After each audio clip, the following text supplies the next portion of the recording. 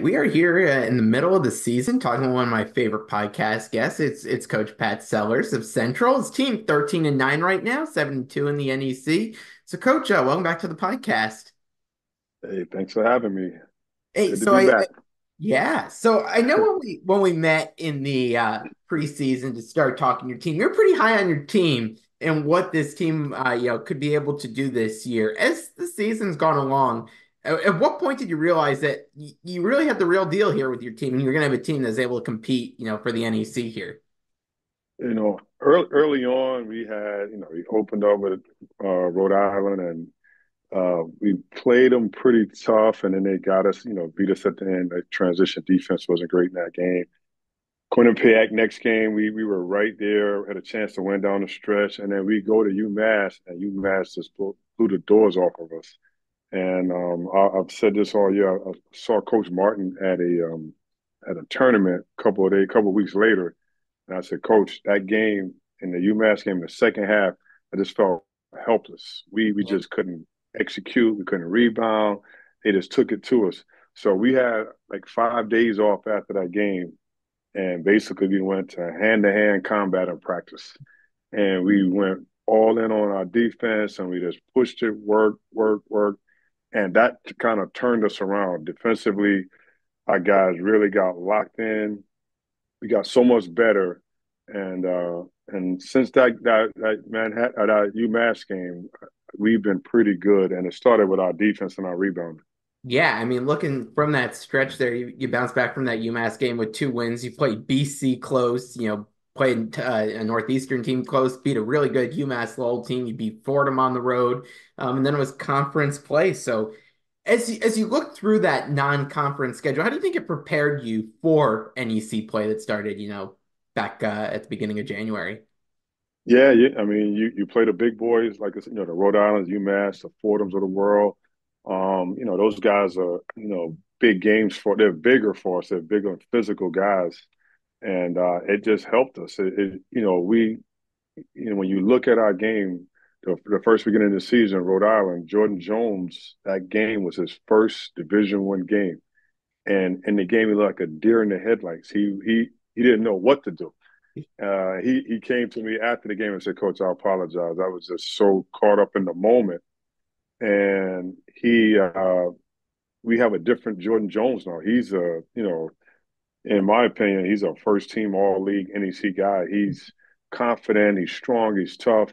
So the non conference gives you a chance to figure out who you are, especially with our new guys. Yeah. Alan Gene Rhodes, I knew him as a player freshman, sophomore year at Fairfield, but now I'm coaching him and he's in our system.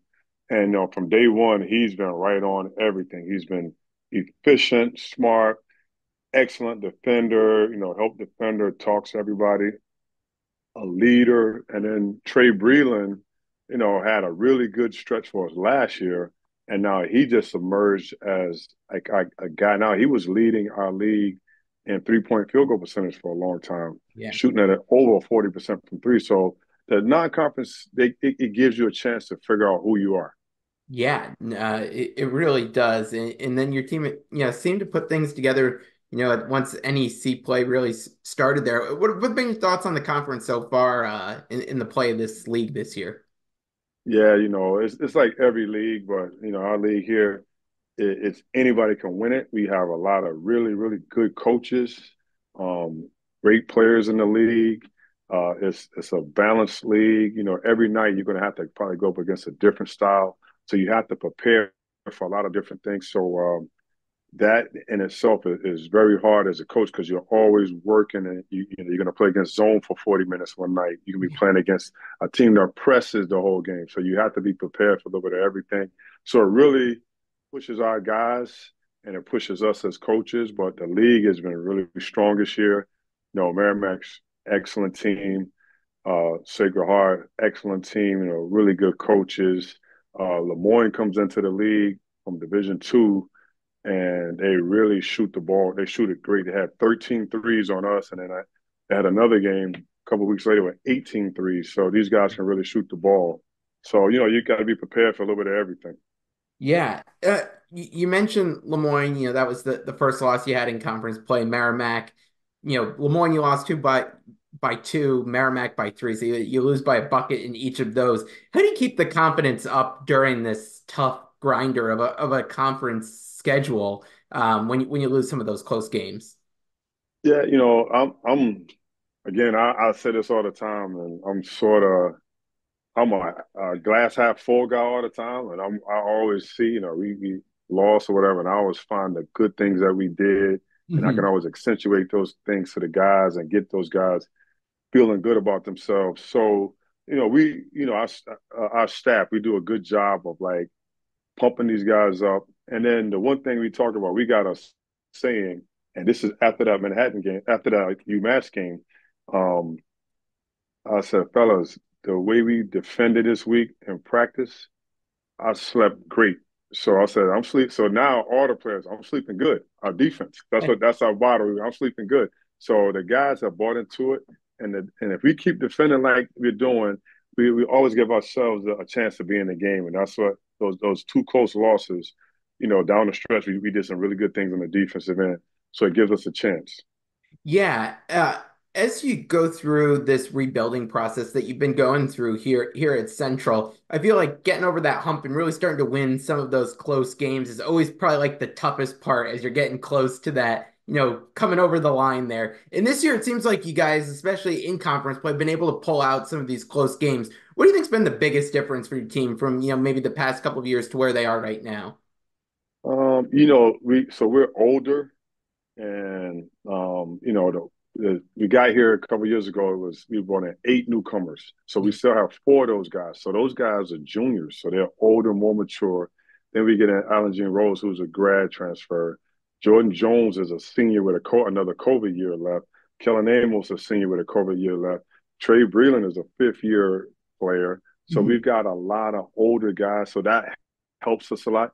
And then Jordan Jones is fearless. He's fearless. We beat UMass Lowell, tied game with I want to say like 8 9 seconds to go, and Jordan makes a corner three on an out of Yeah. bounds play. Really good big time play for us. And he's a fearless guy, and our guys kind of jump on his back. They jump on board with him, and he kind of makes plays down the stretch, and he's been helping us. And then again, to finish out some of those close games, it's been on the defensive end too. We've had some big time clutch plays on the defensive end. Alan Jean Rose had a big time verticality play against Wagner to win that game, Mhm. and St. Francis, PA, Jaden Brown blocks a 3-point jump shot out of nowhere to win that game. Yeah. So it's our guys have been doing a lot of good things, and it's just the older, more mature guys. Yeah, no, definitely. I'm going to take a quick break from the interview to tell you about my friends at Martin Rosol's Meats. This fourth generation Connecticut family business produces kielbasa, hot dogs, sausages, and deli meats using Martin Rosol's very own original recipes. Their products can be found in grocery stores, delis, restaurants, and hot dog stands throughout the state. And if you're looking for your fill right away, check out their retail store in New Britain. For more information, visit martinroselsinc.com and go support a Yukon fan owned business. And now back to the interview. I can tell just from seeing what's going around on social media, being at some games. Are you feeling the buzz back around the program? Because I feel like it really is starting to pick back up here. Yeah, when I was here as an assistant, with Coach D, with Rick Mickens, Cozy Everson, those guys, every night it was 2,500 people. It was a sold out crowd Yeah, here.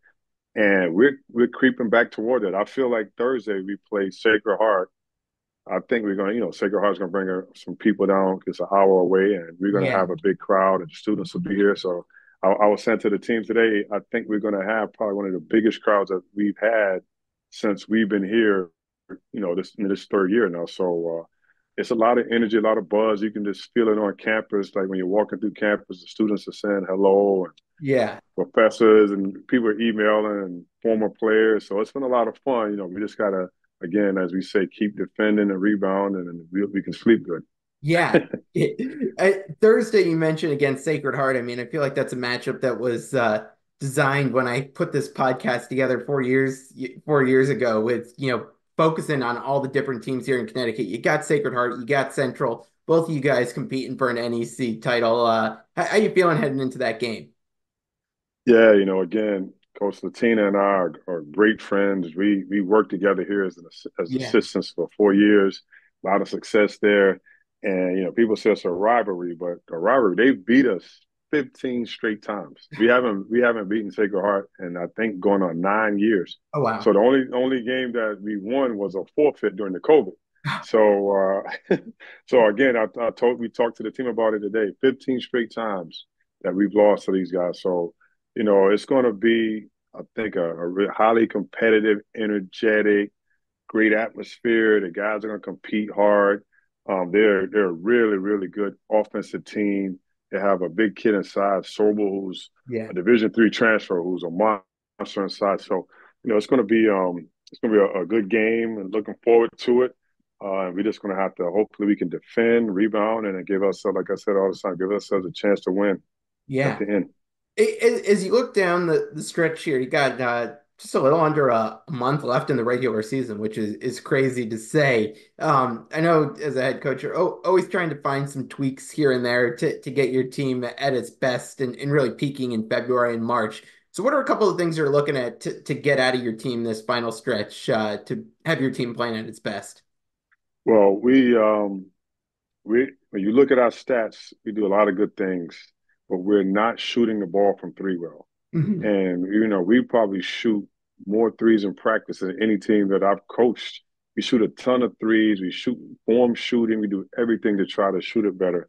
So we've now started adding a coach as a defender, and we're just doing regular shooting drills. We Mhm. got our hand up to get shots, so we want to be able to make more shots, and we're averaging, I want to say, six threes a game. So we're trying desperately to get it up to 8 or 9 makes a game. Yeah. And so we've been doing different drills, trying to shoot the ball better, doing some, and most people do form shooting in the preseason or maybe in the postseason workouts.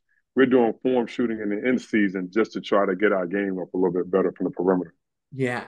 I'll wrap with this one for you.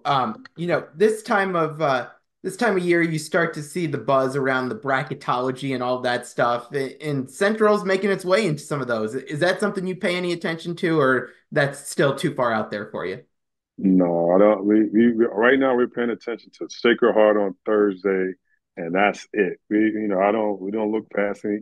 Our guys. I tell them all the time, fellas, we got to prepare for practice on Tuesday tomorrow, and then practice on Wednesday, and then we got a big game on Thursday versus Sacred Heart. So we haven't really looked at any of that stuff. Yeah. Well, Coach, you leave it to the fans and people like me to look at that stuff, and we'll have fun with it, and then you can have fun with it possibly later on. But Coach, I really appreciate you taking some time in the middle of conference play to come on, give an update on your program. I know that there's a lot of buzz, everyone's really excited, and we wish you guys a lot of success the rest of the year here.